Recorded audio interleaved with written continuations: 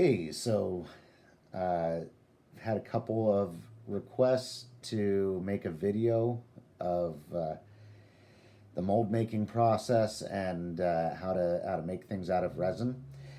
And so we're going to do that today. And what we have here is some dungeon tiles that I've sculpted out of Sargent Art Plastina clay.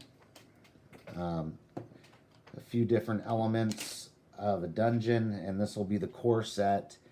And we're going to make molds of these clay parts so that we can cast them in polyurethane resin. So the first thing that we need to do is make a couple clay walls around our parts here to pour our silicone rubber into and contain that for our molds.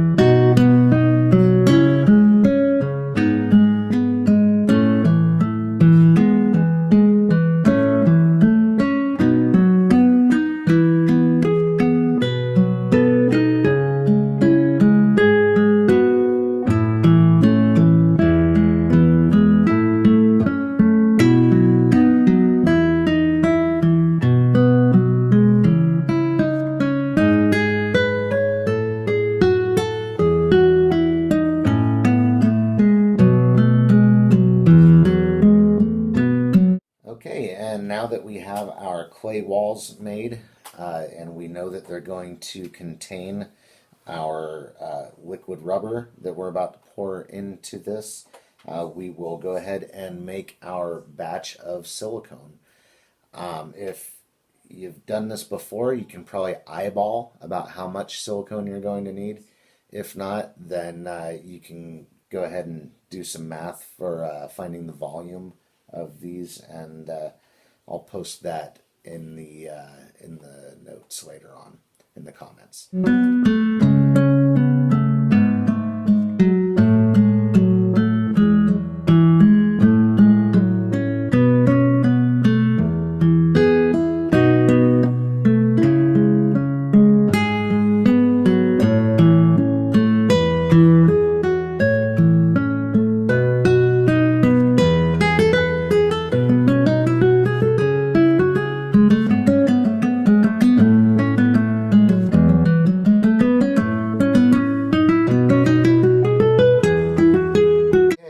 And then once you've got your silicone mixed up, then we're going to want to go ahead and degas it.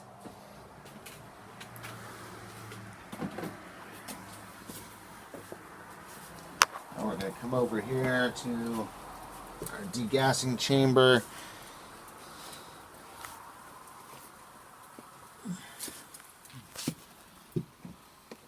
Try to make sure that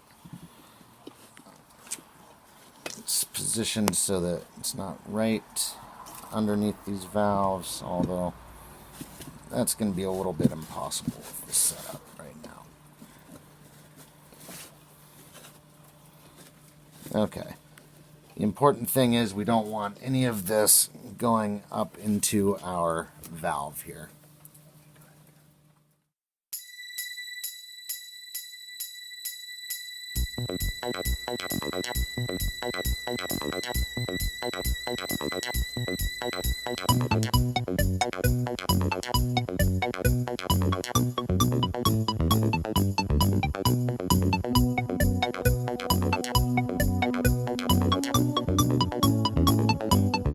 Okay, and now we've got most of our air gone from here, and we are slowly going to release the pressure on our vacuum chamber.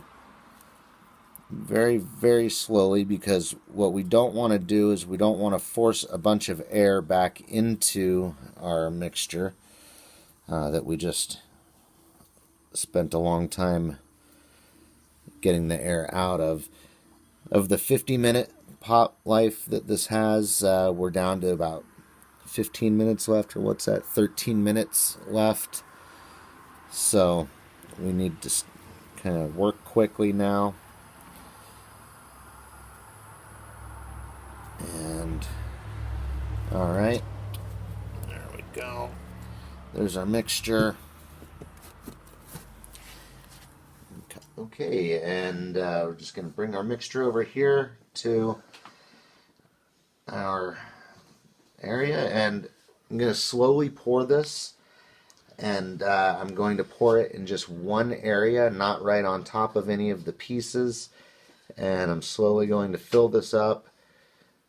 We basically want to get to where we have about a half inch, anywhere from a quarter inch to a half inch of material completely over the tops of our pieces.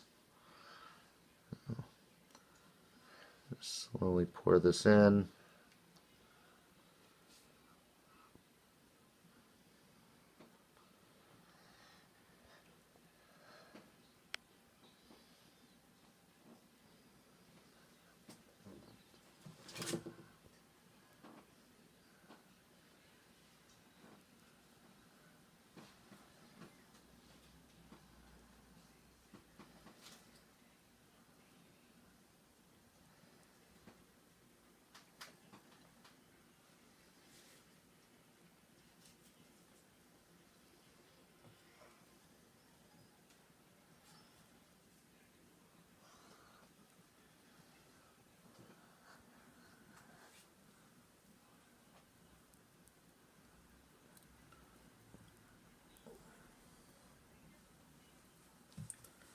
And there we go. One down, one to go. And pour number 2. I'm starting to think he's a bad influence.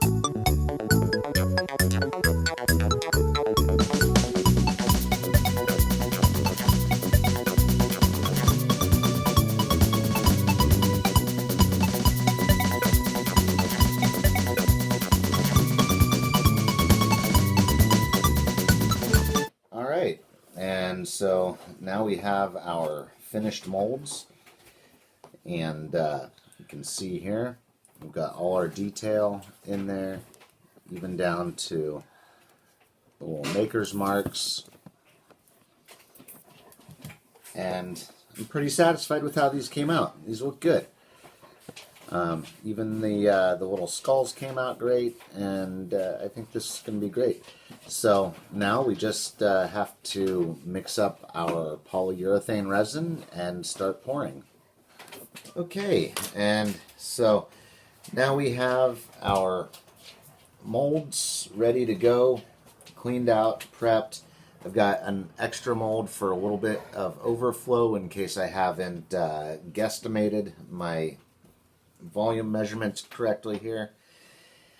And we're going to be pouring this amazing clear cast, or not clear cast, but casting resin.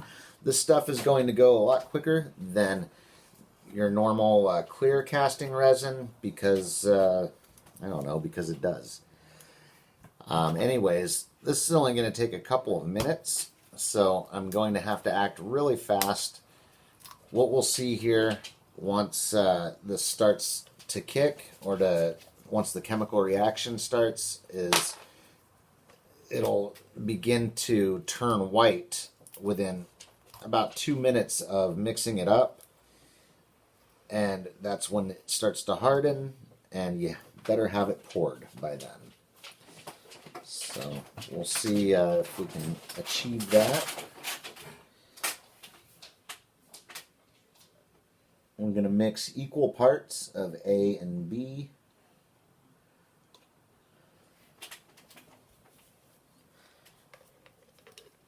And the best way to do that is just 2 clear cups side by side.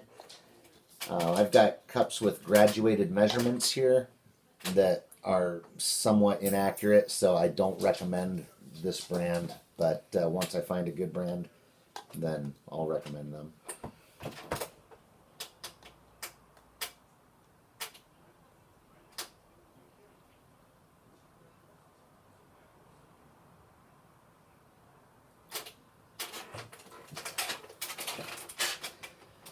The other cool thing about using polyurethane resin is we're not going to have to worry about bubbles in our resin. We're not going to have to degas it, do any of that process. So looks like we're ready to go.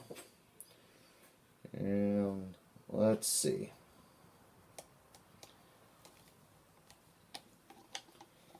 Make sure we get it all in there.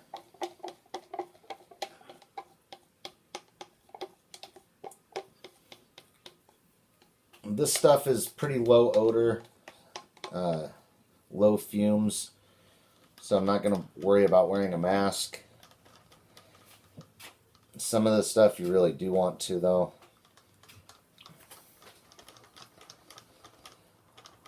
And of course I am wearing gloves. Highly recommend that.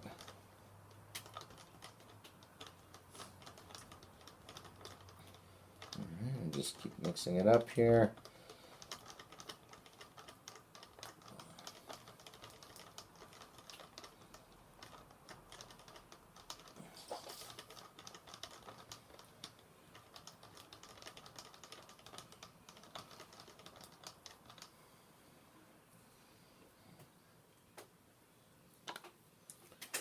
Alright, and then once we're all mixed up, I'm just going to go ahead and carefully pour it into our molds. Being careful not to overfill the mold, because that'll create a lot of mess and cleanup that we'll have to worry about on the part.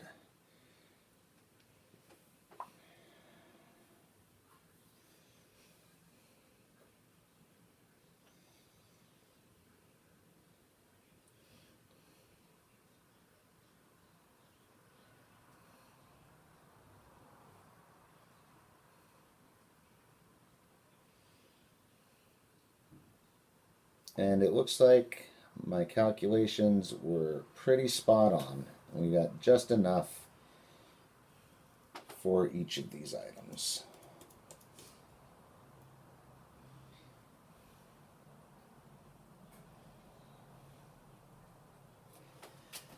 And you can see that it's starting to cloud up, turn white as it begins to set.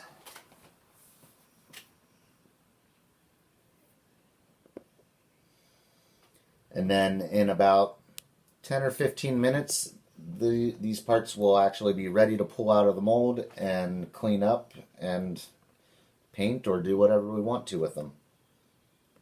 Alright, and here we have our pieces that have set up.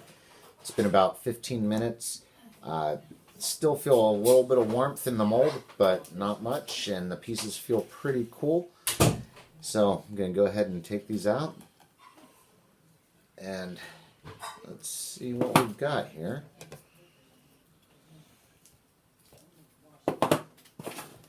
Alright. These 2 pieces look pretty good. You can see there's a little bit of clay. You'll expect that on your first pull from any new mold.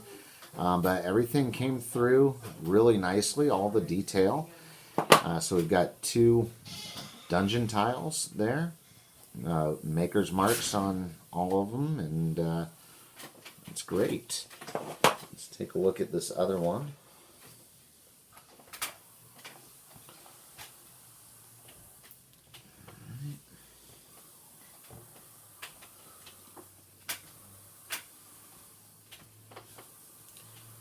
Okay, and here we have our wall piece with the wall sconce. There, that looks really good. Again, Maker's Mark came through nicely. Still require a little bit of cleanup on the back.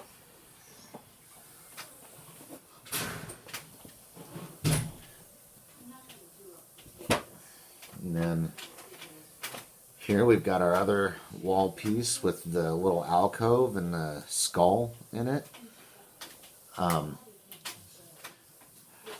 don't know if that's coming through, the little detail there, the skull.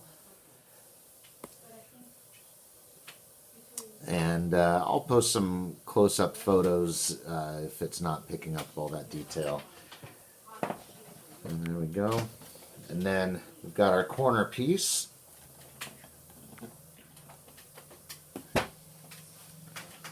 And again, just a little bit of leftover clay and stuff in there. And we got our details, even the little skulls down there, Maker's Mark, and all this, a little bit of clay stuck in there. And there we go. So we have a set.